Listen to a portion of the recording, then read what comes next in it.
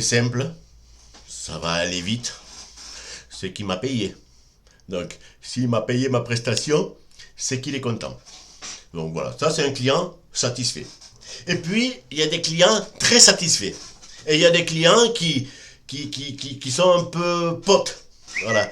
Donc, comme un client satisfait, donc en général, j'arrive chez un client. Alors, moi, j'arrive vers 9 h chez les clients. Pourquoi vers 9 h? Parce que souvent, je vois les clientes, parce que les maris sont au travail. Et le matin, il faut qu'elles aillent amener le petit à l'école, il faut qu'elles les préparent, il faut qu'ils se lavent les dents, ils ont tout un protocole du matin. Après, il faut qu'ils aillent à l'école et en rentrant de l'école, moi, quand j'arrive, elle est disponible. Si je viens pendant le protocole, ça devient vite compliqué. Je l'ai déjà fait. Donc, et là, elles sont disponibles à me recevoir. On boit souvent un café en parlant de leurs problèmes. Je me mets à travailler. Je résous le problème. Je leur explique. Et quand un client est très satisfait, si on a une maison individuelle, ça m'arrive de temps en temps, ce que je vais vous dire, c'est que le client nous accompagne à la porte, il passe le seuil de la porte avec nous, et il vient nous accompagner jusqu'au camion.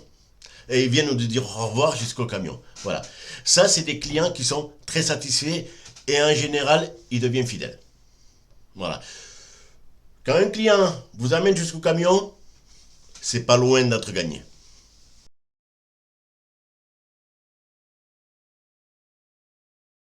Les litiges clients, comment je les gère? Il y a une simple façon de ne pas en avoir. Voilà. Non, mais ça a l'air bête, hein, hein. Ça a l'air bête, mais je vais expliquer. Si je viens chez toi, que je te fais une intervention, je m'en vais, tu m'as payé, tu m'as amené jusqu'au camion et tout, t'es super ravi, d'accord? T'as eu de la chance de tomber sur moi, un beau plombier sans cheveux, mais voilà. Donc, et que dans l'après-midi, le petit chose qu'on a fait, pas d'importance, se met à fuir, d'accord? Donc tu vas me rappeler et tu vas me demander de repasser.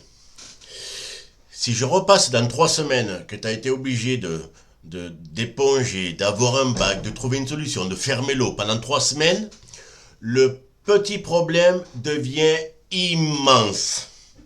D'accord? Immense, ça devient. Et puis, j'ai fait de la merde, on en parle aux voisins, mon plombier m'a laissé planter pendant 3 semaines avec une fuite. Donc ça devient monstrueux. Par contre, tu m'as appelé le lundi et je t'ai dit hey, je suis un peu embêté, j'essaye de passer ce soir ou demain matin.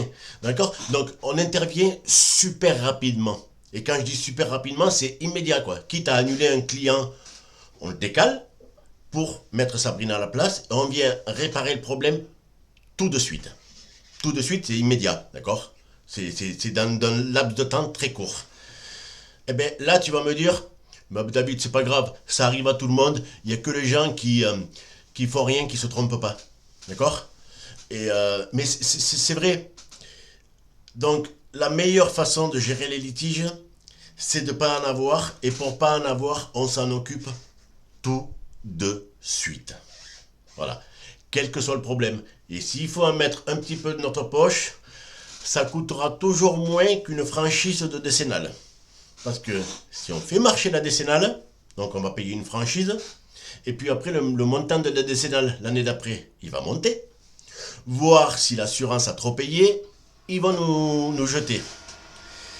Et dès qu'on est jeté d'une assurance, ça devient très compliqué de trouver une autre assurance. Il vaut mieux partir que d'être jeté. Donc, gérer vos litiges à l'amiable au maximum.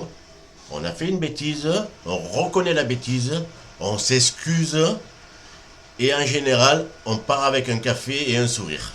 Donc, il n'y a pas de raison. Voilà, gérez vos litiges à l'amiable, et si on les gère tout de suite, on n'en a pas. Donc, moi, j'en ai pas. Ça fait 20 ans que je paye une décennale pour rien. Mais c'est pas grave, c'est comme ça, c'est la loi.